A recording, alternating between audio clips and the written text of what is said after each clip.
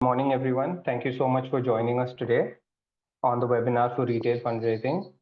I hope this webinar is useful for everyone and we can all take something back from this and sort of dwell upon and help build our retail fundraising strategy for your organizations from that. I will take this opportunity to just introduce the speaker and Dhaval.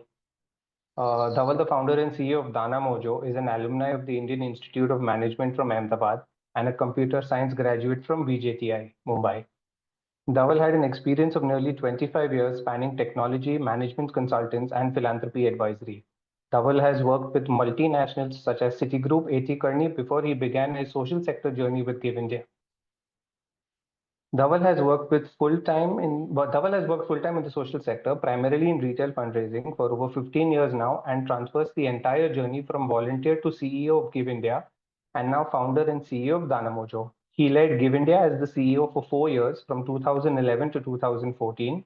During his association with Give India, retail fundraising increased from 7 crores to 42 crores through more than 150,000 donors. Dhaval is also an Aspen Fellow and a part of the India Leadership Initiative. He has written articles on philanthropy and social sector for multiple publications such as Forbes India, Times of India, Hindu Business Line, etc., and has been quoted in industry articles across publications for the last 15 years.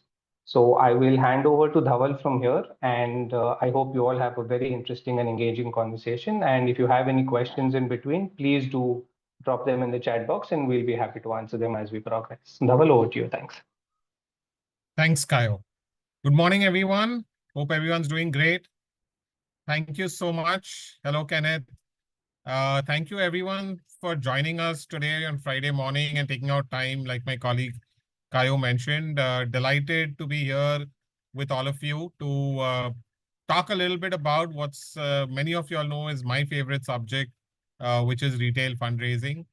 Would love to see as many faces as possible as well. It's really helpful to talk to people. It's more engaging, it's more fun. It gets the best out of me. So if you want the best out of me, I would really request as many of you all to switch on your cameras as is possible. Much nicer talking to faces than talking to black screens. Yes, Suki, we will be sharing the video, the recording of this once we complete it. Right. So sorry, the earlier, the Mentimeter thing does not seem to have worked for many of y'all. So we just kind of said, okay, let's switch it off and we'll begin. Let's start off with a poll that I have for all of y'all.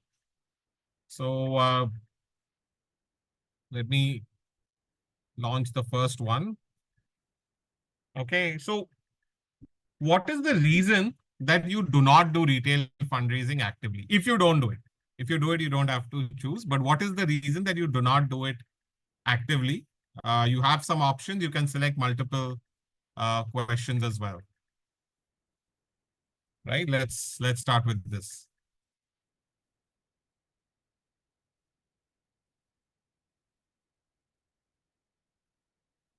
Right. Thank you, everyone who switched on the videos. Those who haven't, would be nice if you can.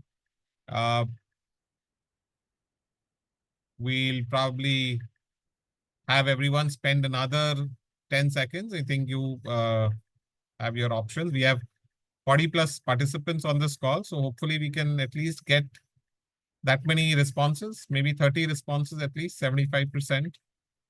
Yeah. Okay, I think we are pretty much stabilizing now. So I'll give another 10 seconds for those who haven't filled out to please fill it out.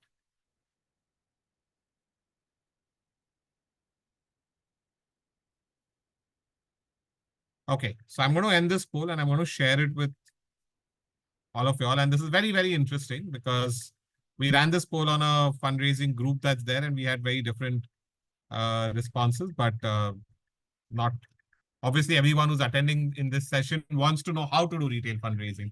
And we're trying to give you as much as we can tell you within 1 hour is what we're going to let you know. Sorry.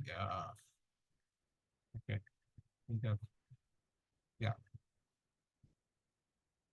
Yes. So I have, so most of y'all, more than 50% of y'all are saying you don't know how to do it. And a lot of y'all are saying you have no bandwidth to think about it. That's very interesting as well. So clearly you're very busy with other things, but thank you again for spending this hour to understand a little more. Many of you, nearly 20%, have said that you all don't know any retail donors. And I think this is something which is very interesting to address, because if you say you don't know any retail donors, it actually means you don't know anybody. Because you certainly know people. And if you know people, all of them are prospective retail donors. All of them can be tapped for retail donations. I don't think anyone should really be able to say that you don't know any retail donors. I think you should not be looking at whether people are donors. Everybody can be a potential donor. Now it's a question of can you convert them from a prospective donor to an actual donor? Right?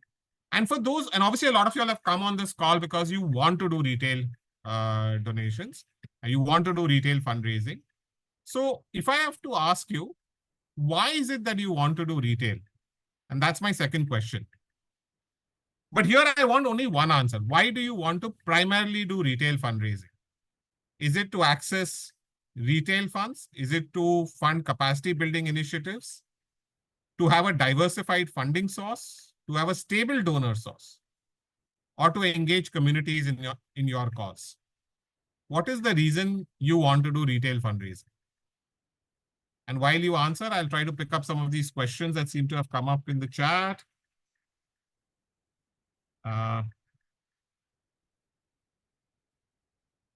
What about NGOs who have already tapped into the first degree network? Simon is asking. Simon, I think we will try to answer that question in our session. I think that's a great question, and we'll try to see if we can answer that. Many times I feel that people say they've tapped into their first degree networks, but they actually haven't.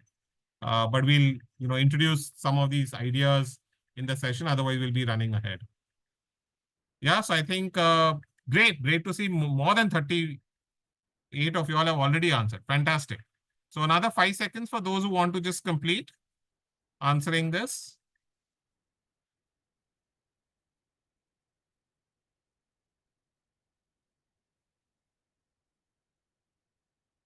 Right?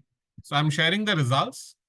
And once again, most of you all want to do it because you all want to engage your communities, the communities around you, the donors around you in your cause, and to help them understand your cause. And that's absolutely fantastic, right? 40% of you all have said you want to do it because you want to engage communities. I think that is really fantastic. And that is truly and honestly one of the right reasons to have retail fundraising. Apart from having a diversified funding source, having a stable donor base, are the other great reasons. I think if you, and we'll talk a little bit more about unrestricted funding, building capacity building initiatives. If retail funders want to fund it, it's great. But if you are using it to think that because retail funders are not going to check what you do and that's why you can do anything with it, then I would say then that's a short way to not build retail fundraising as an initiative within your organization. Right? So great to see, but most of you are looking at using communities to engage in your cause. I will move ahead and start the presentation now to walk through why is it that we want to do retail fundraising, right? A lot of you all have come on this session because, just 1 second. A lot of you all have come on this session because you want to do retail fundraising, but a lot of folks who don't do retail fundraising, one of the big reasons is that it's not good enough bang for the buck. It's not something that they would want to do, and it's not enough return on effort when we compare it to what I call as ICH form of fundraising, which is institutional, corporate, and HNI. Today, we are going to talk about retail fundraising using a 4-phase life approach, a framework that we at DanaMojo have developed. Which is list, inspire, fundraise, and engage. We believe these are the 4 phases through which any retail fundraising activity needs to go through to first of all set it up in itself. And after that, it's really about continuously engaging, continuously building out, right? So what is life? Life is first phase is list, which is Actually, let me come to this, but let me come back to what this is, just to introduce the framework to you. So a lot of folks don't want to do retail because it's not as efficient, not as cheap as ICH fundraising. And the reason why a lot of people feel this way, I'm not saying it's truth or not the truth, but a lot of people feel this way is because they do everything in retail fundraising very similar to how they do it in ICH fundraising. And that is not the way to do it. And what we've looked at is we've looked at 5 parameters that we've called the OPQRS difference between ICH and retail donors, right? So let's go through that. First is outreach. How do you outreach? I would just request whosoever has their audio on to please keep it off. We're getting a little bit of background noise so that we can have it. If you have any questions, feel free to put it in chat. We will keep some time at the end of the session for a question and answer. So the first thing is outreach, right? With ICH donors, you need to do a one-on-one outreach. You need to not only do one-on-one, but you need to research your donor. You need to understand their interest areas. And it has to be highly personalized, reflecting areas that they are supporting, reflecting things that they want to do. Retail donors are not like that. You don't reach out to retail donors one-on-one. You reach out to them in a mass fashion, right? Or in a segmented format, right? Where you have one set of communication or 2 sets of communication for a segment or for the entire month. So it is a single kind of communication that goes out to everybody. Second is a proposal, right? A proposal. So P is for proposal, which is in ICH donors. It's very, very specific, right? To each funder, catering to their own format, styles, and with a lot of detail about your program. You're typically asking for maybe 10 lakhs, 20 lakhs, 25 lakhs to these funders, right? And every funder that you go to, you'll probably have to do it slightly differently based on the format of the funder. With retail donors, that's not the case. It's a singular ask. You will ask, for example, to say, I want you to support a child's education for a year for 6,000 rupees. And that's the common ask that you would have across all your retail donors. So it's a singular ask. You don't have to keep creating different asks. You can obviously have multiple asks, but they're yet all valid for all retail donors. So you could say, I want to do it for educating a child for a year, or I want to do it for their uniform. I want to do it for their meals. But these could be a set of asks. But they are the same for all donors. They are not different for every donor. Next is queries, right? How do you support these ICH donors? ICH donors is a very high touch level of support. So it has to be one-on-one and it has to be done by the senior management. Retail donors can have a more help desk model, which is they'll ask a question, which is generally around, I have not got my receipt. Earlier it was ATG, now it is Form 10B, right? So it's a low touch model. R is for reporting. What are the reporting requirements that are there? So with ICH donors, it is again very specific. Every ICH donor will require a separate report specific to the proposal that has been created to them, addressing those issues. Retail donors, on the other hand, can have a standardized report. They can have a report about the organization. They can have a report about the program, which goes to all retail donors. If you can make it specific, great. Either actually by the beneficiary they support, but it's not required. Even if you do it at a program level, it's great, it's good enough. If you do it very specifically at a level of the beneficiary, you can yet create a certain template and format in which you put down things. Okay. So I think that is very, very important, that if you put down things in that way, then you can even do it in a very personalized manner, right? So, and the S of it is the staff who has to cater to ICH donors, right? It's typically the founder, the CEO or senior management, which has to cater to an ICH donor. Retail donors, on the other hand, can be catered to with mid or even junior level staff. Because like I said, it's a help desk model, right? They obviously will need to be guided with tools and technology, right? They will need to be guided by somebody senior, but the work can be done. Retail fundraising, not just support, retail fundraising can be done with somebody much more junior.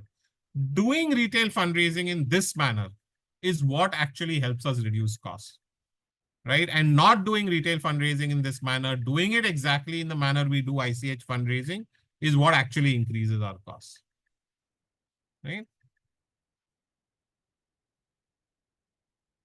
So what are some of the other myths of retail fundraising in terms of why people would not do it? And maybe these are things you also encountered, so you'd want to think about that. I think the first thing that a lot of people think crowdfunding is retail fundraising. And I beg to differ. I do not believe crowdfunding is retail fundraising. Crowdfunding is just one-off campaign that you do. Yes, you get retail donors to donate, but it's a one-off campaign that you run. You may run this once a year, you may run this twice a year.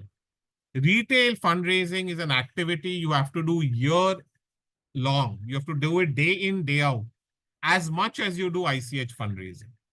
As much as you do ICH fundraising is how much you need to do retail fundraising, right? Second, a lot of people don't want to do retail fundraising because they don't want to pay payment gateway costs. They believe that if people give via checks and bank transfers, it's cheaper. And if they give 1 lakh or more than 1 lakh via check and bank transfer, it is certainly cheaper, retail fundraising, right? Because retail fundraising broadly we define as anybody giving anywhere from 1 rupee to 1 lakh rupee.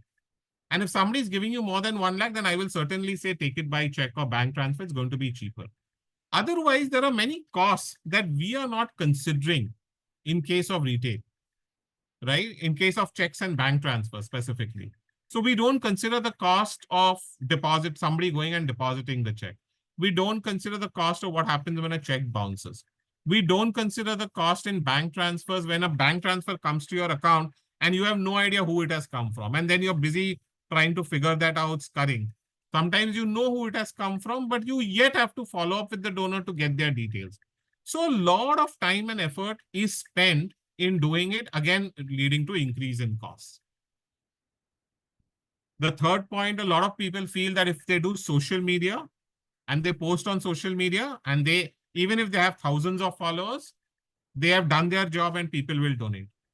Let me tell you this, I have not seen a single organization raising money via social media, right? For retail fundraising, in a manner of retail fundraising. So I think it is very, very important to understand that just putting it out on social media does not help.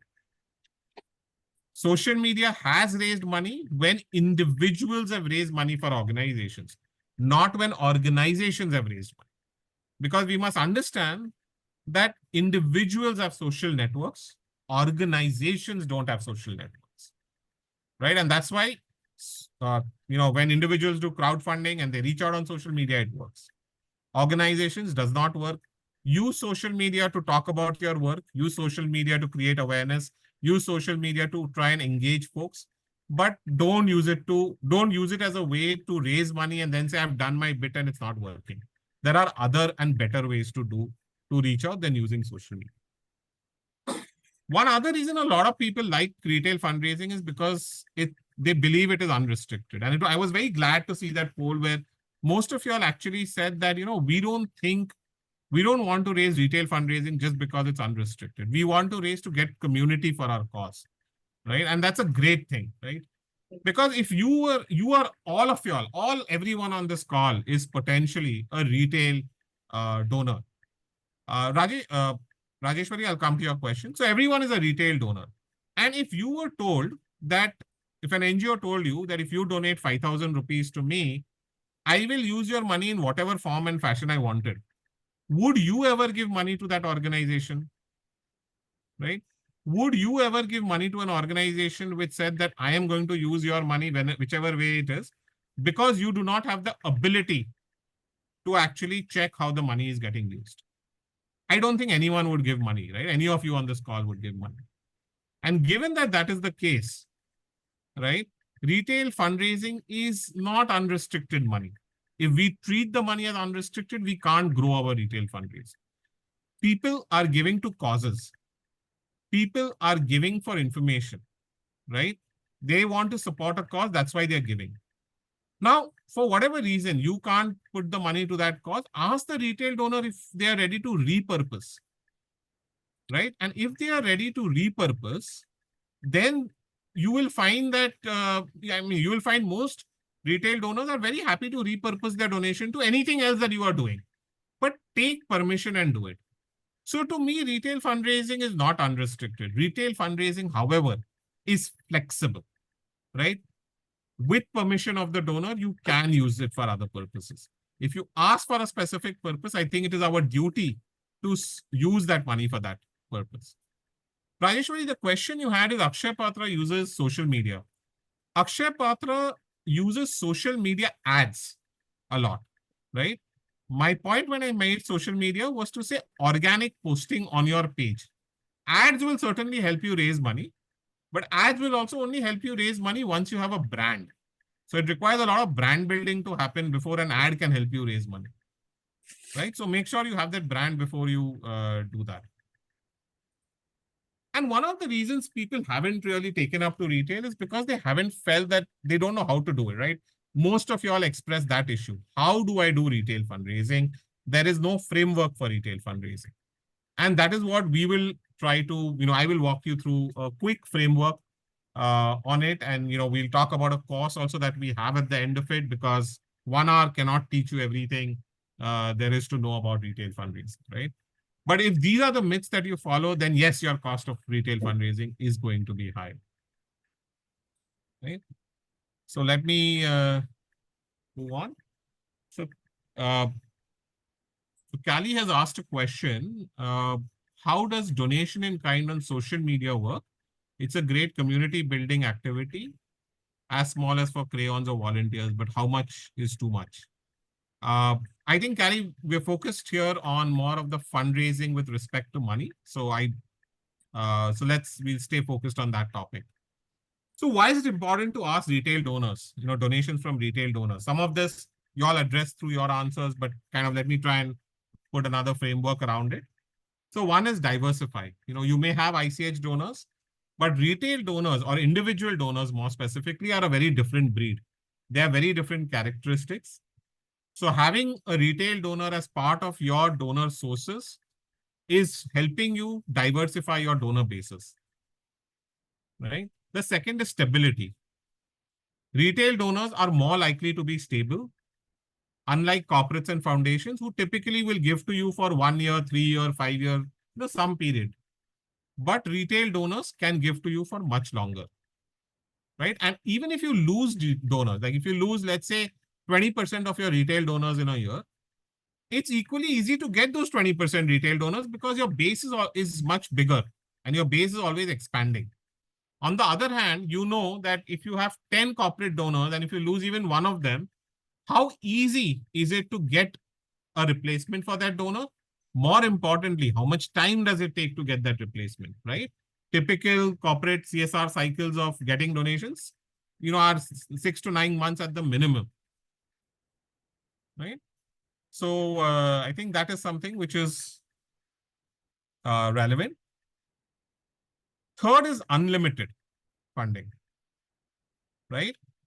Unlimited in the sense if individuals, if engaged well, can give you a lot more. CSR is limited by 2% of fundraising, right? They will only give 2%. Whatever is going to happen, they'll be questioned if they give more than 2%, right? Very rarely are there CSRs who give more than 2%. And individuals, if engaged, will not only give for their lifetime, they will have multi-generational giving opportunity as well, right? So they could, because if they love you, they will keep giving it to you for life. Their children will also give to you. Many children today who are there in the US, they land up giving to organizations in India, which their parents support. So you have an opportunity for much higher funding compared to other sources. Individuals are this unique breed, which will also fundraise for you, right? Which other donor, an ICH donor, is going to raise money for you? Is going to refer you to other organizations to raise money as well, right? And individuals also help NGOs in getting corporate connects, getting CSR because of the companies they work in, right? So if your donor is working with a good corporate, good company, they could possibly open doors for CSR as well for you. And the last thing, which is my favorite, and all of you all said it, right? Engagement. At the end of the day, you are all here because you believe very strongly about the cause that you're working in, and you are trying to make a difference. You are trying to solve a problem. What better way than to get a larger community of folks involved in this cause, involved in this issue, getting them to also understand it better and becoming your supporters, your ambassadors, your champions, right? At the end of the day, all of this really leads to more funds, right? That's what we are all here for. So what is this webinar about? We're going to talk about a life framework that DanaMojo has come up with to help spring your retail fundraising to life. So 4 parts of this framework, there's list, inspire, fundraise, and engage. List is about listing your donors and potential donors. Inspire is inspiring your donors with your story, fundraising from these donors, and then engaging these donors to nurture, retain them, to help you get more donors and eventually also get more donations, right? So at this stage, I'm going to ask you guys to fill out is my next poll.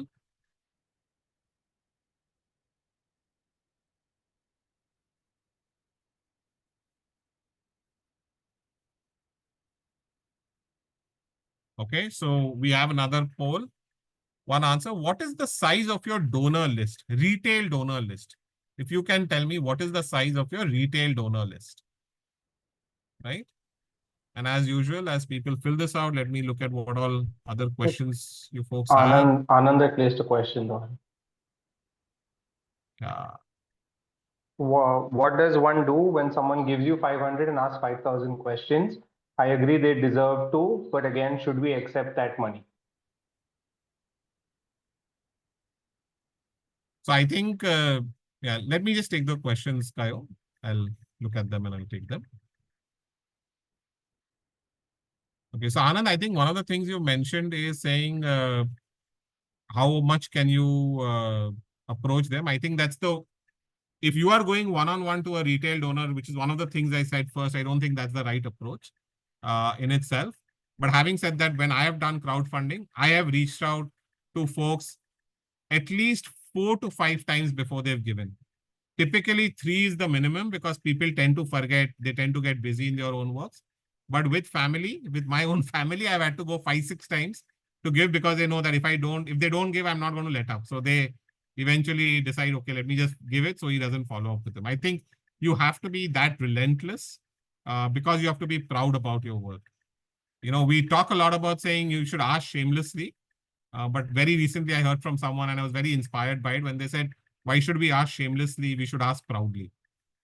So I think that is that's something I would go with. Ramesh has said retail donors are not sharing their PAN details. I think it's about how you collect donations. If you are again thinking about collecting donations one-on-one, is not the right approach.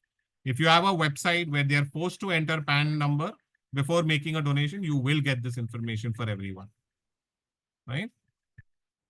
So let me, I think most of you all have answered the poll, maybe another 5 seconds. Okay. So keep this in mind. I'm just going to make a note. So you have 40% of you all have a retail donor base, which is less than 50, or maybe 50, more than 50% have a retail donor base, which is less than 100 donors, right? And only one person has said that they have more than 5,000. Okay. Keep this in mind. Just remember the response you've chosen, and I'm going to come back to this question at the end of this section. Okay. Sorry, I didn't share that with you all. So let me just share it so that you all can see the results that I was seeing. Like I said, more than 50% with less than 100. Only one person has said they have had more than 5,000 donors. So let's remember these answers that we put down, and we'll come back to it. Okay. So let's go through what is the first module, right? Your donation or your donation amount is a function of 3 things. It's your reach, the channels in which you reach out to donors, and the ask that you make. These are the three things that help you get donations. So what is an ask? Ask is your fundraising appeal, the story. I mean, for now, I'll just say it's like, what are you asking for, right? And you can keep refining your story. You can keep refining your ask. But once you've got a basic hygiene level, the communication in itself is not going to help you raise more donations, maybe maximum by 30 to 50%. You can keep refining. At a point, you will reach a saturation level where you won't even know what to do. You can't refine, right? Channels. There are a fixed number of channels that are available to you. There's WhatsApp, there's email, there's social media, right? All great, all help to identify, amplify your message, but there's a fixed number of channels. The reach, which is the number of prospective donors that you could have, is the unlimited part of this aspect, right? So here you can have as many number of prospective donors, and I will keep using the word prospective, right? Because you don't know who will donate and who will not. And in my experience, and anyone who has run a crowdfunding campaign will attest to this, who you expect least to donate, donates. Who you expect most to donate does not donate, right? So you will experience this if you run a crowdfunding campaign. So you don't know who is going to donate. So you should have everybody that you know in a potential donor list. So fundamentally, the idea is get a hygiene form of communication. We'll talk about that in the Inspire section. Figure out your channels, and then only and only focus on continuously increasing this donor list, right? So how do we do that? How do we increase the donor list, right? So donors are everybody that we are in touch with. Prospective donors is the term I'm using again. Everyone that we are in touch with are donors. And our list is far, far bigger than what we think it is, right? Simon spoke about saying, what do we do after we get done with the first level? But so let's understand what is the meaning of that first level, right? Who's the first level of donors for you as an organization? Are the ones who are directly connected to you. Now, if you are an organization that has alumni and beneficiaries, right? Who has beneficiaries who could become alumni, get into good paying jobs, they are potential donors. Your volunteers, your donors over the last 10 years, have you collected that information? Do you have it in an Excel sheet? We find that in most cases, it's not even available in an Excel sheet, right? Somebody has newsletters which are running independently, donor lists are independent, right? Staff is a potential donor. Board members are donors, right? So these are people at the first level of connect with your organization. And where do you go from there, right? I believe if you put all of this together, you will have 100. If you are selling something, you have customers and consumers of your products, right? Volunteers are CSR employees who are coming into you, right? Your second circle. This is the irregular and infrequent contact. They may not be in everyday touch, but they may be in touch at times. Are you doing conferences, events, seminars? Are you collecting email IDs? Your vendors and service providers, right? I can tell you this, at DanaMojo, we had done a fundraising campaign where all our employees raised money last year. And they got donations from our bank relationship manager, from our technology provider. We even raised money from our funders. So the individuals who were there in the funding organizations, they gave us money as individuals, not the funder per se, right? They gave us, but the point is we reached out to them. Because we reached out to them, we got it, right? How many of y'all have institutional donors? You have CSR donors. Have you reached out to them, right? And obviously second level connects of the founders, of the CEOs, of senior management, right? I advocate and say that there should be somebody who's a designated email ninja in the organization. This is the person who's looking after building the donor list, whose KRA is the donor list, and they look at every aspect in the organization to say, where can I get more emails?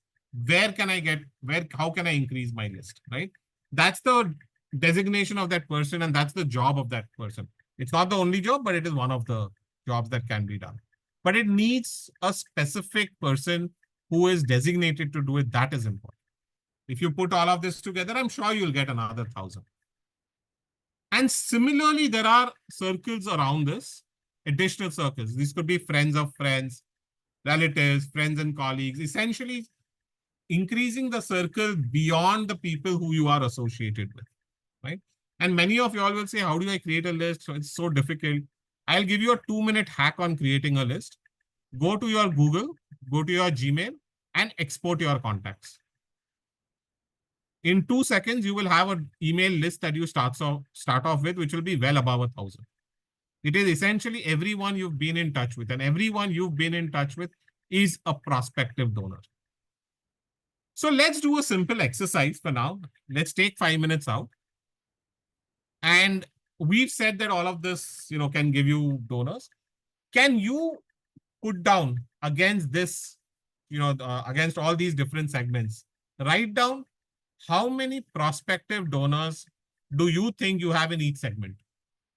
Would love for everyone to do this activity. Let's take 5 minutes. If you have any questions, I'm happy to address them on this. While in the meanwhile, I'll go through the remaining questions on chat as well.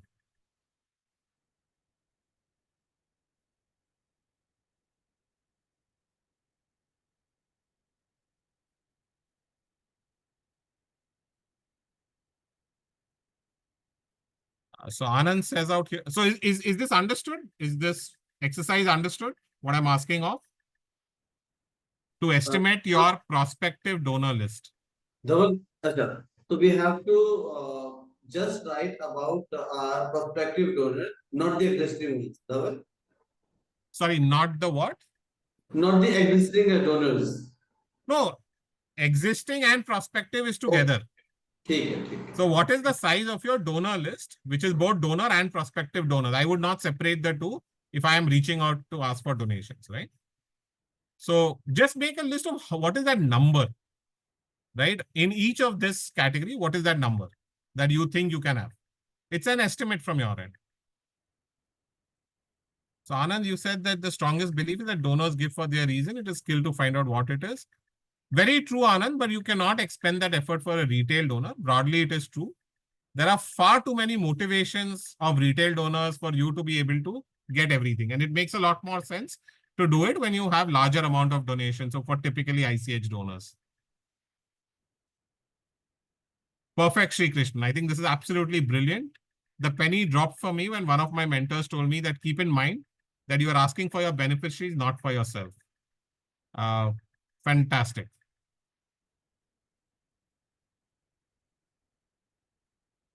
Okay. Anand, how does one go about when gig is 500 and ask 5,000 questions? I think they will ask you 5,000 questions if they come across you. Otherwise, most retail donors don't have this. I mean, if you are engaging one-on-one, they may.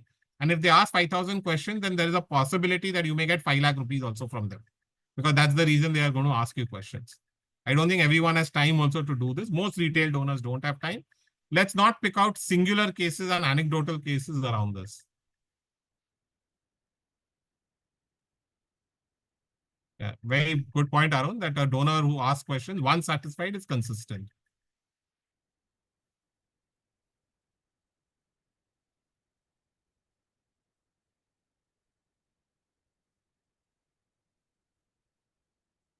Great. So let's, I hope the exercise is clear. We're all on it.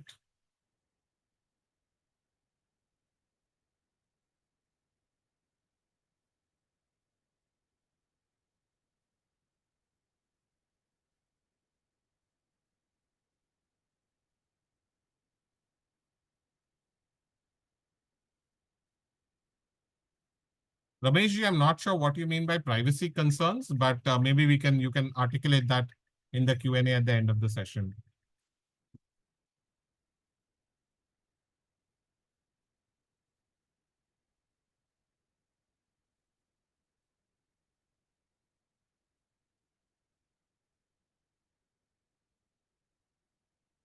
Last 2 minutes.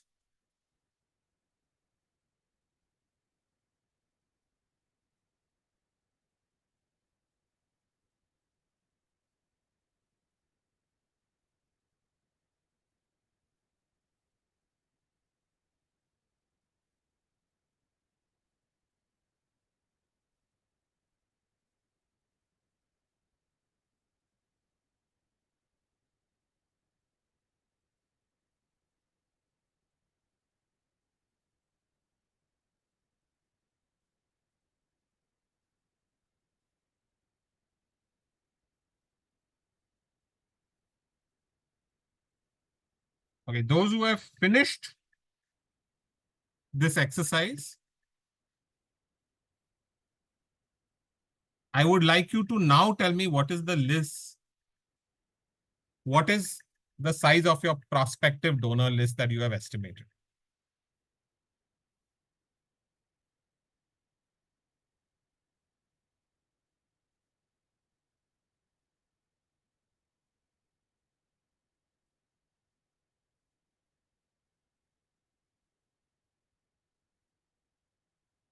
What is the size of your prospective donor list now, after you have done this exercise?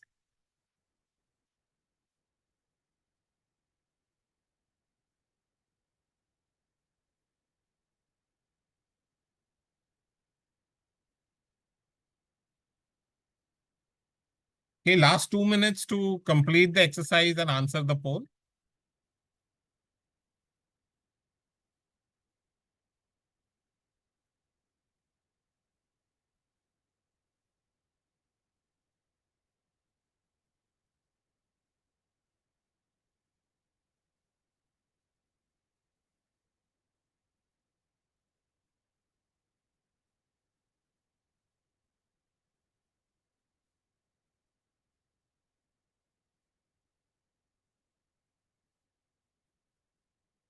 I think Rajesh has asked, which is better, retail or institution? You're working in thalassemia.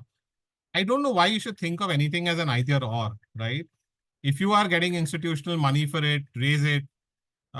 Retail, you will get money from donors who've had relatives in similar situation. That's the target thing, right?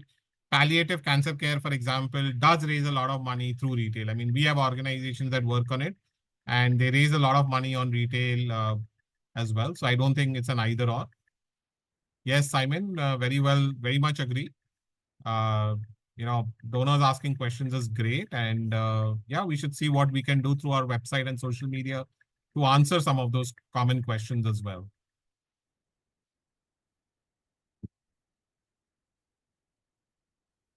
Okay, last 1 minute to complete the exercise, answer the poll. We have 50 people on the group, so at least 40 responses on the poll, please.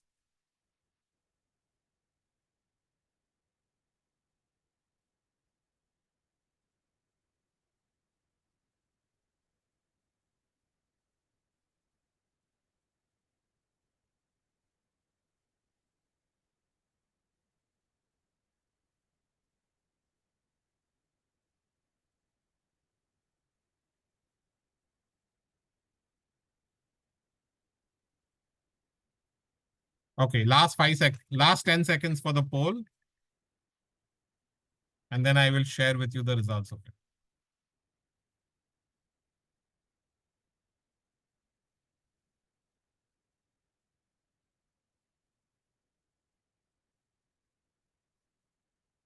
Now, I hope you all remember your individual answers to the first poll, right?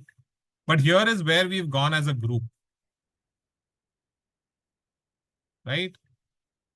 Whereas earlier, more than 50% of you all had a list of less than 100. Barely 15 minutes later, it's only 15% who yet think their list will be less than 100. But we have 20% of people now, nearly, who believe their list will be more than 5,000. Right? 50% of you all believe your list will be more than 1,000. That number was less than 10% 15 minutes back. Right? So within 15 minutes, you have been able to think about how your retail donor list can be increased.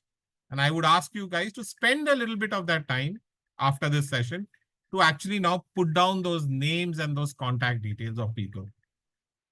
And going forward, we will see how we have to now get in touch with them and how we have to engage them. So let's move ahead. So the second phase is inspire. What is inspire? So obviously you need to inspire your donors to donate. And this comprises, again, is broken down. We break it down into two pieces, the story and the ask. So where do each of these fit in? So NGOs communicate to donors via a story. They will tell a story to the donor. Donor will typically, retail donors, right? I'm only talking retail donors, will visit the websites where they may want to donate. And the website is where you will have the ask. The story can also have the ask. I mean, can have the ask embedded into it. But the ask is not the story and the story is not the ask. Let's be very clear about that. They are two different things. Story is the emotional connect that you will create in people to come to your website or to make a donation to, right? And on the website, there can be donations, there can be campaigns, which is your ask.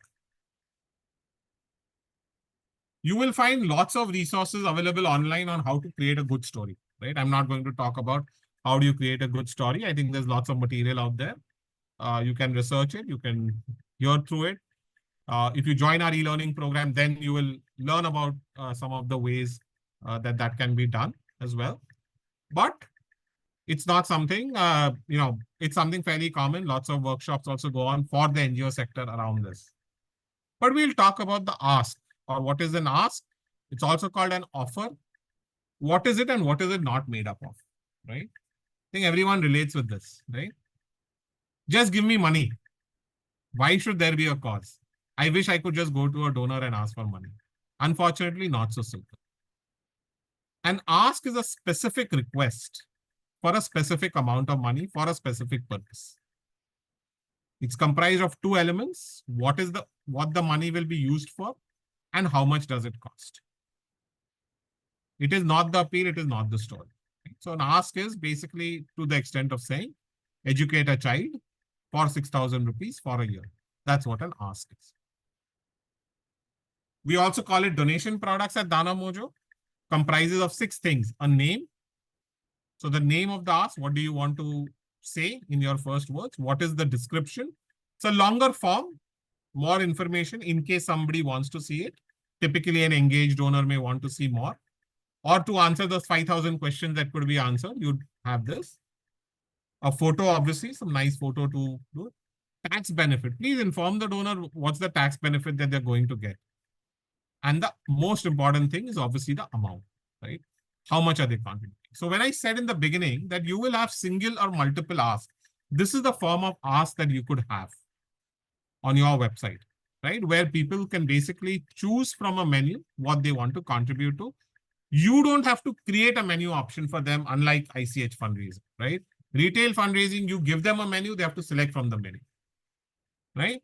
It's a little bit, retail fundraising is a little bit like a buffet where ICH fundraising is more like fine, a la carte, fine dining. Without a menu, they'll make anything for you, right? And the type, so we also talk about saying, should it be a fixed cost, which you just do multiples of, or is it just an amount that people can add into and donate any amount? Right? The idea is that if you do all of this, it will help you to also retain donors and get repeat donations. So why is it important to ask donors for a specific amount? The most important reason is because people will give what you ask for, right? People don't know, most people don't know what is the right amount to give. Is 1,000, 2,000, 5,000, 10,000? They have no idea, right? And also they are more interested in what that amount will help accomplish, right? If they are looking to educate a child, what will that be? If they want to give 5,000, don't you think they'll give 6,000 also? If that's what it costs, most people will, right? But when you don't put an amount and say, give whatever you want, and a lot of NGOs tend to do this because they worry that maybe somebody wants to give more and I'm restricting them. Maybe somebody looks at an amount which is very big and thus does not give. But I think all of this creates thinking and thought process for the donor, for which they don't have time, and they will typically say, I'll come back and look at it later, which they will never do. So having an ask with a specific amount prevents thinking, saves time, and increases donations, right? Research says that 50% more people give when asked for a specific amount. 50% more people. So if you are asking in general, give whatever you want, you are losing all these donors. And 12% increase their donations when they are given a specific amount as well, right? If your donor list is large enough for you to start segmenting your donors, you will be able to give specific amounts to specific people as well. So if you tell them that, you may get more donations as well. But it is very important in retail to give an amount. Don't make people think. How many times do you go to a CSR donor or institutional donor and say, hey, this is who I am, you give whatever you want, right? Does that work? It doesn't, right? People give when they have to give to something specifically. You will go to them, ask for 10 lakhs, 25 lakhs, 50 lakhs, whatever that amount may be. Okay? And yes, if you're segmenting donors, if you have loyal donors, committed donors, you could have a higher value for them and have a lower value for first-time donors. So if you have a list, which is a donor list and a prospective donor list separately, or you've categorized it, you could send communication to a donor list with higher amounts and to a prospective donor list with lower amounts to first get them to become donors in your organization. Right? That's something that you could do. Right? So just in a nutshell, obviously a lot more in our course. And now that you've done all this hard work of developing a list, creating these asks, creating the story, I think a good thing is utilizing both of this at one shot and at least doing a fundraising campaign, one-off, right? A one-off fundraising campaign, go out there, raise your money, right? So you actually get immediate benefit of doing this activity of listing your donors, creating the ask, creating your story. Right? To do that, you need either use a crowdfunding platform or use a payment gateway on your own website, which I would definitely prefer. Crowdfunding platforms typically have charges of what I would say 5 to 20%. A payment gateway, on the other hand, will have a charge of 2 to 5%. And while crowdfunding platforms do not charge a platform fee, so they will say it's 0 platform fee, but they will all charge payment gateway charges ranging from 2 to 4% depending on the platform. More importantly, in addition, they will ask a tip from your donor, which ranges anywhere from 5% to 20% in reality, right? Many donors unknowingly, unwillingly pay this tip as well. Now, if your donor is willing to pay something extra, if they are willing to add 100 rupees on a 1,000 rupee donation, don't you think you should get it? Why should a platform get it, right? So if you do it on your own website, you will have the ability to get this extra donation as well. A very, very simple way, create a tip system on your website. Very simple way for you to get 5 to 20% extra from your own donors. And because donors know they're giving to you, more percentage of donors will give, right? In our experience, when it happens on your website, at least 60 to 70% of donors will land up giving this extra amount to you. Great way to collect 5-10% extra donations. And you could also explain why you need that towards other administrative costs, overheads, and so on. Now, once you've done that, once you've set it up, right, then you begin your outreach, right? Emails is great. Social media is, you'll definitely do it. Phone calls, if you can do it, and WhatsApp. WhatsApp works really well. Now, remember, what I'm talking about here is the one-off crowdfunding campaign that you do, right? Not what you will do as regular retail fundraising, which we'll come to in the next section. But as a one-off campaign, which you could probably do once a year, right? You could do this as a crowdfunding campaign and go all out, raise money as an organization, use your resources, use the resources of your board, use the resources of your employees, and raise money. It gives you immediate bang for all the effort that you have taken to build your list, create your story, define your ask, right? And don't worry about donor fatigue. No one sees everything. Most of the time, it is not donor fatigue, it is actually NGO fatigue. We are tired, or we think they are tired, and we justify it by saying because, through this. So use a wide variety of stories, formats, and all of that, and a lot more detail on this once again in our course. Once you've done fundraise, right? Now we move to the next step. You've done fundraise. It's important to engage donors, and I cannot stress the importance of this stage.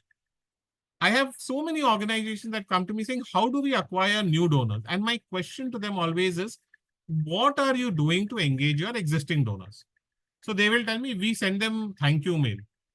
The thank you mail that you send on getting the donation. What after that? What are you doing on a continuous basis for the last 1 year before you go back to ask them for donations? And are you doing something continuously? And most people don't. At DanaMojo, we advocate that you should do both online as well as offline activities to engage with donors. Now, this may seem very time consuming, expensive, but it is not. Again, because you don't do it for every donor, you do it as set activities where you invite donors for offline, and for online, you just send it out to all donors. So what are the options that you have around online? You have monthly newsletter. You can do social media. Like I said, great for awareness, engagement. If you have a blog or a podcast, use that, right? At the minimum, we would say have a monthly newsletter. If newsletter is a very big word or you don't know what that is or how to go about doing it, think of it as a letter from the CEO, letter from the founder that goes out once a month to your donors. It's a simple letter, maybe 2 paragraphs, 3 paragraphs about what the organization has been up to, right? What is the cause, what has been happening on the cause area that your organization is working. Any significant achievements, right? It can just be a simple letter written from the heart. I think that is good enough, but the communication to happen is important.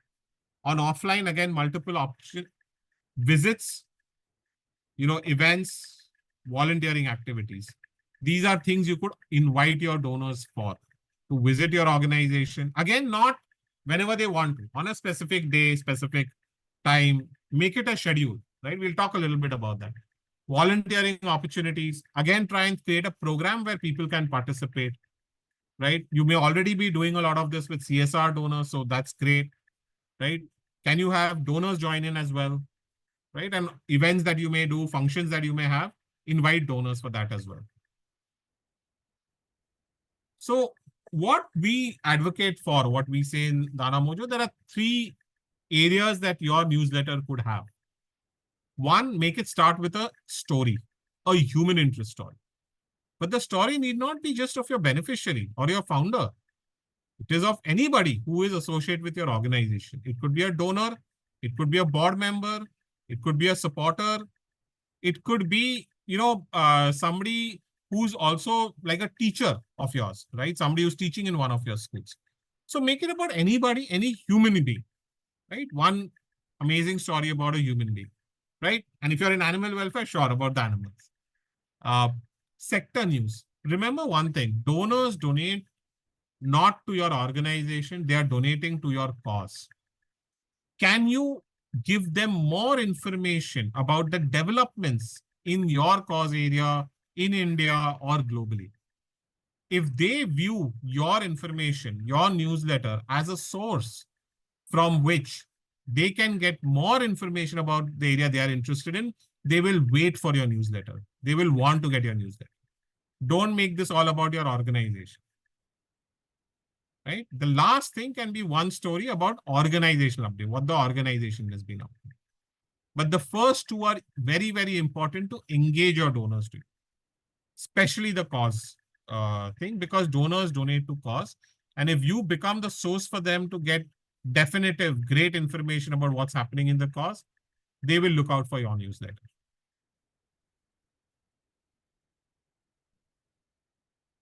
So in offline, one of the things that we talk about is donor days. Can you create a powerful engagement experience with a donor day? Schedule a day of the week, right? A day of the month, maybe the 3rd Saturday every month is a donor day. Create a very structured, guided visit of the premises, right? Encourage donors to bring family and friends, at least one friend apart from family. Plan for an activity with the beneficiaries, right? And then encourage all those donors who came to also share about it on their social media, right? Share their experiences, what they felt, how they felt. Can they share that on social media and tag you for it? And for this, all you have to do is develop a structured, guided tour of the premises, right? If you have premises, obviously. And through that, also talk through the founding story of the organization, the history, the impact of the organization, and so on, right? This is something, and, obviously share it, put it out on your newsletter, put it out on social media that you're doing this. Share, once you've done it, share this onto your next newsletter, on your social media. Get people excited to want to come and do this. Because if you get people to visit your organization, you will definitely get a donation. That's a guarantee. right? And this will not take too much effort because you're doing it for everyone together in one shot. And once you create a structure and a process around it, pretty much anyone in your organization who can be this donor guide will be able to do this activity. It does not need your founder, it does not need your CEO to be doing this.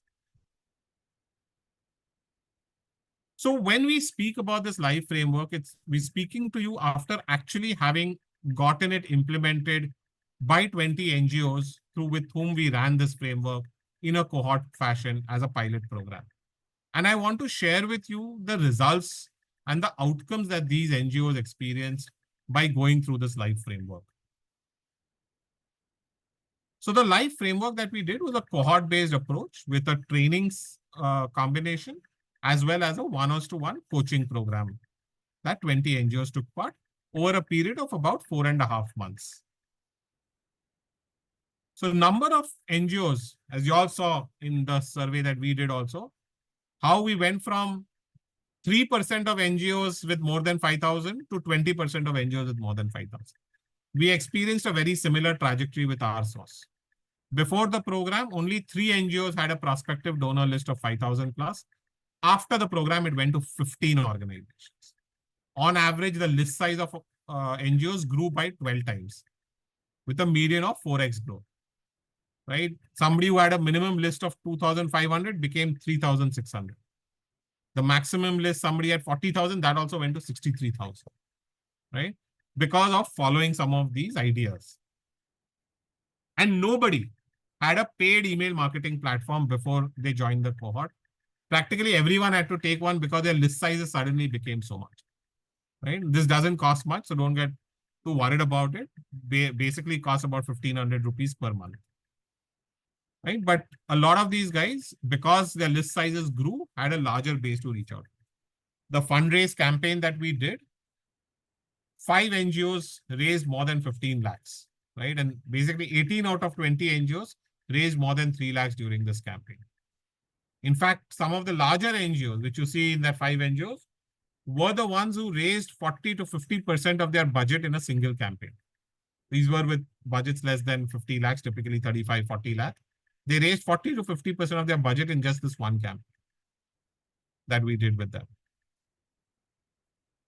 So the Dhanavriddhi cohort program had a very impressive rate. So the rating of the program was 8.6 out of 10. And we had a net promoter score of about 65. So great, everyone pretty much expressed great appreciation for the program.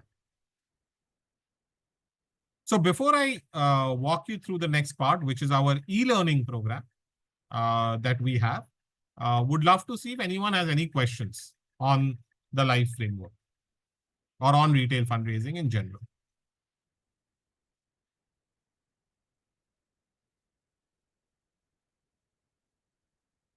Any questions, anyone?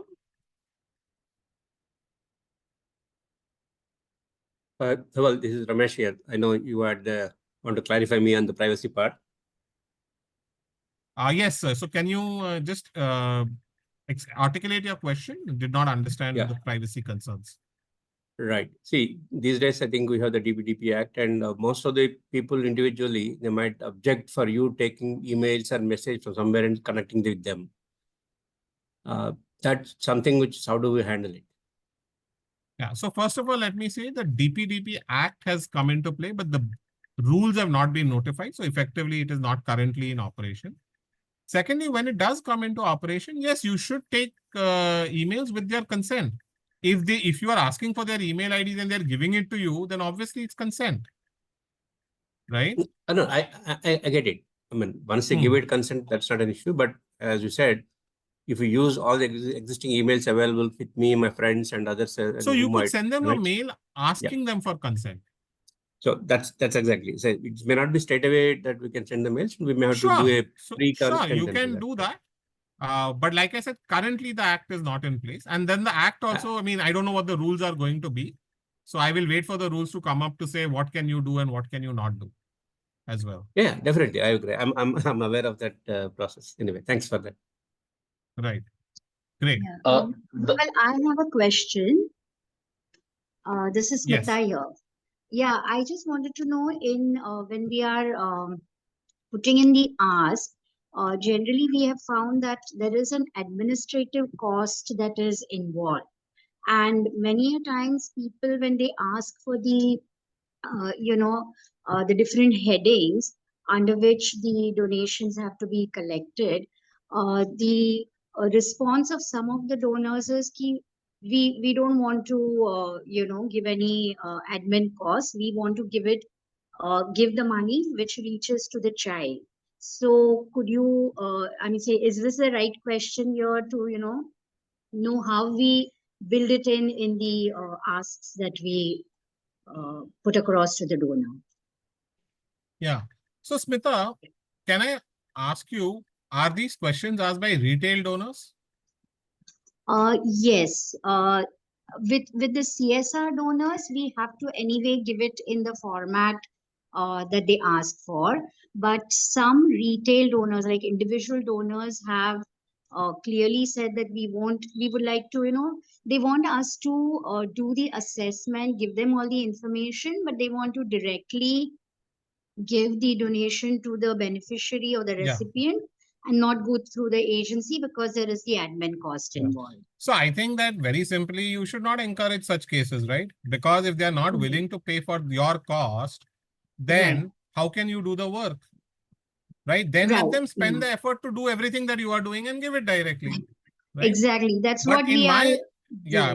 my experience, I would say that if you even put down these costs in your ask itself, saying what is the cost item, just like you do for a CSR, then you will not find retail donors even bothering about it. Right? Right. I think when you do one-on-one with retail donors is when you actually get into problem, because it's not efficient. If you're doing this for somebody who's giving you 5,000 rupees, it's just not efficient to do it. And it's better if you have a larger number of people who you can reach out to. And out of that, some people will, most people won't even look at this. They understand that people have costs, right? And they're okay if you have up to a 10%, they don't mind. So even if you put up a cost structure which shows that 10%, most people will just donate. Right. Right. And generally, it is advisable to keep a administrative cost up to 10% or a little more, or See, I would what say is it should be the whatever your cost is. Whatever your cost is what you should keep. But you must be very clear on what is administrative, what is program. A lot of times we put a lot of program cost as administrative cost, which is incorrect. So you should define that more clearly. It's easier when it Right. is, 10% or lesser, and maybe a little more difficult if it goes above 15. Okay. Fine. Fine. Yeah. Thank you. Thanks, Yeah. Dhaval. Any other questions? Hey, Dhaval, I have one. Yes, may I know who's Uh, speaking? yeah, this is Simon here. First of all, thank you. It's a great session and really good program.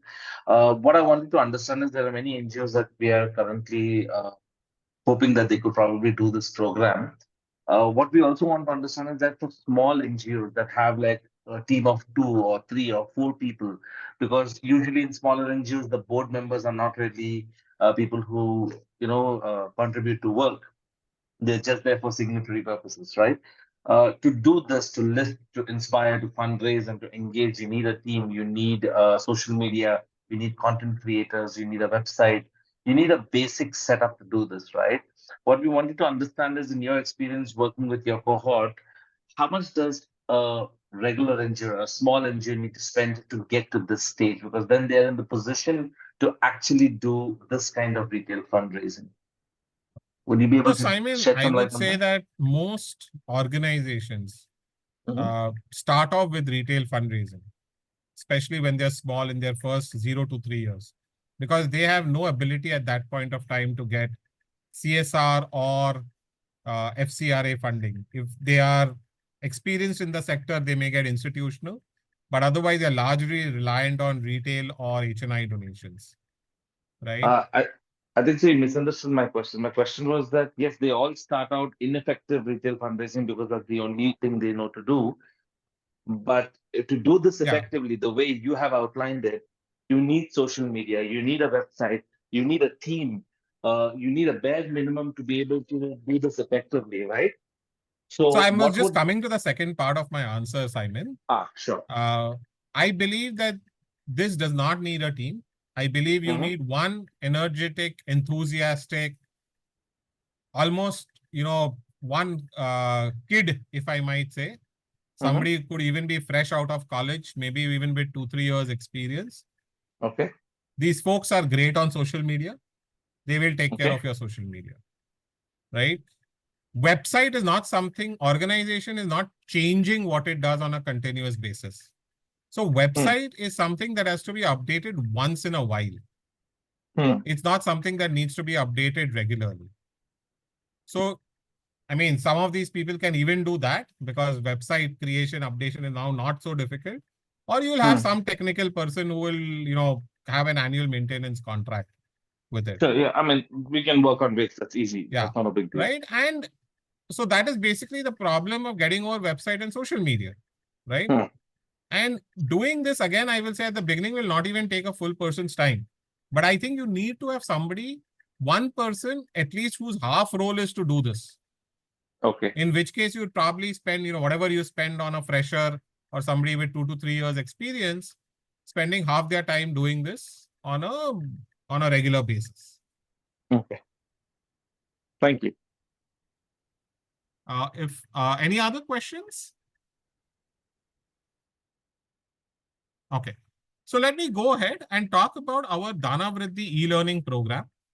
Our DanaVriddhi e-learning program basically, walks you through in far more detail over 18 hours of video content. I've only spoken to you for about an hour today, but it walks you through about 18 hours of video content on these 4 pillars of life. We have 5 training sessions, 4 masterclasses, 2 panel discussions, and worksheets. So you did one small exercise today, but we have more extensive worksheets which you could do exercises on. All the video content is something that is pre-recorded from our DanaVriddhi pilot cohort. So you have access to the same material that they had. And you are, on top of that, you get lifetime access. You have a self-paced learning course. You would be given a certificate of a certified DanaVriddhi practitioner and be part of our WhatsApp community that we will create for everyone following this life approach. Right? So what can you aim for? What will you aim for at the end of this session? So you will aim to get a prospective donor list of 5,000 or at least 100% growth in your current donor list, right? You will develop the ability, you will have donation products, campaigns, and a story that you will craft out at the end of this session. So we actually have one entire session on the story piece, a monthly newsletter calendar, a weekly social media calendar, an offline engagement activity, SOP that you will have to create, but figuring out what is that offline activity and a calendar for the same. Become a DanaVriddhi practitioner. But most importantly, start doing retail fundraising in an active manner and yet on autopilot within your organization. Because this is something which is essentially something that can be repeated on a regular basis with content change, with addition to donor list to essentially get more donations. This is a course. So let me actually, I think what we've not done is, I'm going to share another screen. Sorry. Just to walk you through what the course content is. Just like to do that.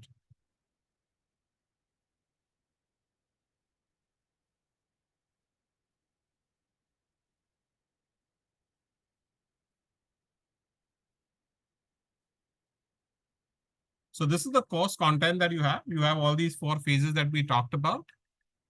You have 2 training sessions in the initial module with presentation, a lot of resources, also information on how to set up your email marketing platform. So if you want to get an email marketing platform, this will help you with some tips to do that. In the Inspire section, we have 2 masterclasses by 2 external experts One is Suman Srivastav and a storytelling coach Ravi Shankar Iyer, which will help you figure out the story of your organization. And then we have a training session on how to create the donation ask that we spoke about, right? And again, an exercise to help you do all of that. The fundraise section will talk about how you can run an effective fundraising campaign, and we'll walk you through a panel discussion that we had with 3 other NGOs who had run very successful crowdfunding campaigns and how they have run it, right? So it will help you get understanding and a lot of resource material in terms of social media creatives, in terms of email templates as part of our resource kit out here. And then you have the engage section, in which once again, we have a training session on donor engagement. We have a panel discussion with 3 other organizations on how they have engaged their donors, different ways in which that has happened. And we have 2 additional masterclasses on engaging your board. How can you engage with your board? And a special masterclass on HNI fundraising, which is as part of this entire toolkit that you get. Right, so this is what you have. We'll share the link of this page on chat with you just now. And so you can go through that. So who else could be part of this session? Just 1 second.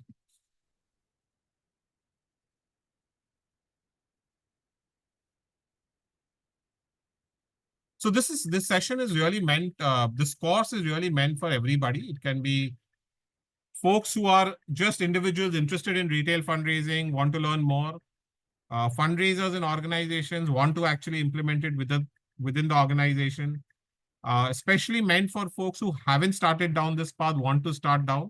You can think of it as a way to set up retail fundraising. But also if you have done it sporadically or you have done only crowdfunding and want to do it on a regular ongoing basis, then this is something that will help you set up systems and processes to do that. I just want to walk through one thing.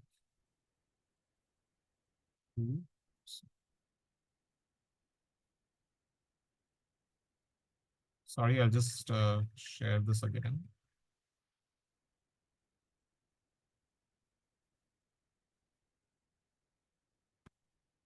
I hope you can hear sound. I can just get a thumbs up. This course was the 4th course on fundraising for me, apart from 5 incubations. This is one of the testimonials from our cohort sessions attended. I think the one most significant difference was the जिसको हम MBA college में capstone project बोलते हैं. You're actually doing things. And I mean, theoretically, it was like 10 years of listening to different advice on fundraising strategies and how it is important. But the question was always key as a founder, what can you do and how do you take out time balancing between multiple stuff? So the very fine tricks and tips, I mean, they not only just build the confidence. You start with something very micro level and then you build your confidence to pick up the larger battles. Has been my USP. I mean, theoretically, I knew of most of the things that were being talked about, other than the email marketing issue resolution. But it was really helpful. The action-based approach was really helpful and not the theory and here, because वो बहुत जगह पे हम conferences और हर जगह सुन चुके हैं. So that is something that I'm recommending everybody to be part of the cohort. If they seriously want to run fundraising and all, yeah. It's like engineering में we used to read all the engineering books and end of day आज भी हम अपने घर में पंखा नहीं लगा सकते. I mean, we have so इस तरीके से fundraising का course भी है. I mean, the too many courses and all, but we are still not able to raise money. So that's the difference here.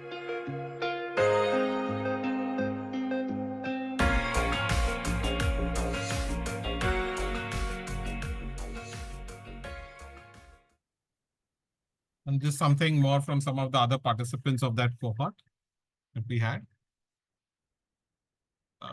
Yeah, so yeah, open to any Q&As regarding retail fundraising or regarding this program. We this course is available to you now as an e-learning course. And we have a special discount till 15th of July. We've extended this. It was supposed to end this month, but we've extended it till 15th of July. So whoever is interested, you can go to this link, scan it in your phones, or my colleague has already shared it on the chat. So do have a look at this. And yeah, any questions around any of this, happy to take it up now.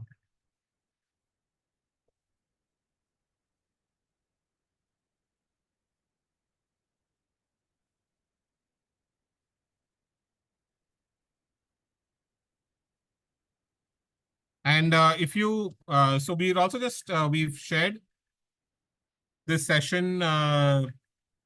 We've also shared one link with you. If you have any questions regarding the e-learning course, then you can have those also answered. My colleague Kayo has just shared the link. So would be great if everyone who's interested can probably take just 2-3 minutes just now to fill this up, to express interest in this course, then it would be great. Won't take more than 2 minutes of your time, I promise. But yeah.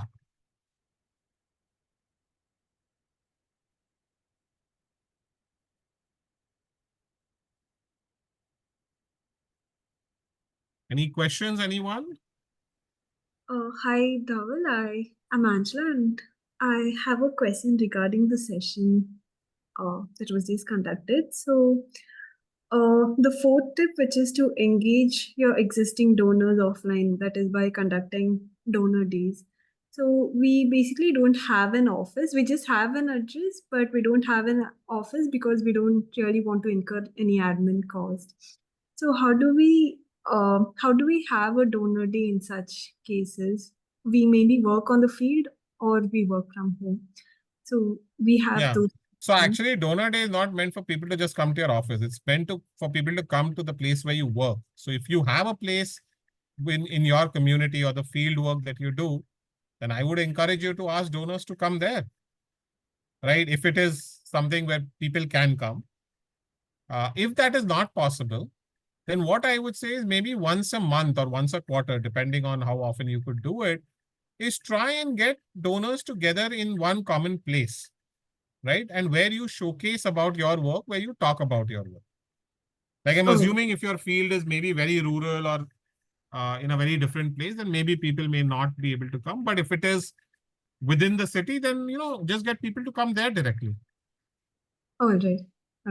Thank you very much. Yeah, Dhaval, this is Nirmala from Spark a Change. Thanks so much. This has been a very insightful session. I had just one question. We work with a lot of volunteers. And while the volunteers are very appreciative of the cause that they are contributing towards, when we nudge them towards going out and talking to people for fundraising purposes, there is a certain hesitancy. How does one, push them to take pride in asking? Yeah.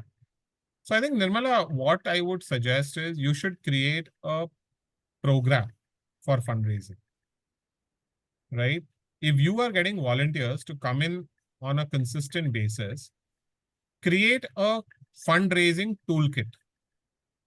Okay. Right? Create a toolkit which helps them, which gives them a lot of that information. Maybe the backstory of your organization, the founder story, programs that you run, ready-made email or WhatsApp template messages that they can send out, ready-made social media posts that they can send out on social media or on WhatsApp, and essentially give them a step-by-step on how to do fundraising.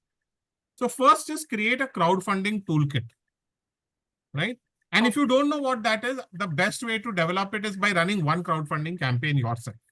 When you do it yourself, you will create the toolkit with that. Right? Okay, that makes Second sense. step will be that if you get volunteers who come to you in batches, right? I don't know how your volunteers come, but let's say they come to you in batches, is to create a program on fundraising and say everyone has to do this, right?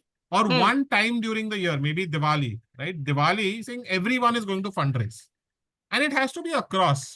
Because if you can't get your employees to fundraise, the volunteer fundraise is going to be even more difficult. So get everyone in your organization to fundraise during that time. Right? Okay. And sometimes people are scared of fundraising. So instead of getting them to individually fundraise, get them to fundraise in teams. Make teams of 2, 3, 4, 5 people, whatever works for you, and get them to fundraise in teams. We found that that helps to break down the barrier of asking, the shyness, and every team, in a friendly manner, plays off each other and kind of lands up raising more. Okay. Okay. Thanks. This was really helpful. I'll pick your brains if I need to create a toolkit or if I'm facing hurdles there. Sure. Yeah. Thanks. Any other questions? Okay. So my colleague Kayo has already mentioned if we could all just switch on our cameras and so that he can take a nice picture, then that would be nice of everybody. So this one's for our social media. So please grant us this opportunity. Just for 1 minute, if folks can switch on their cameras and we can take a nice picture. Over to you, Kayo.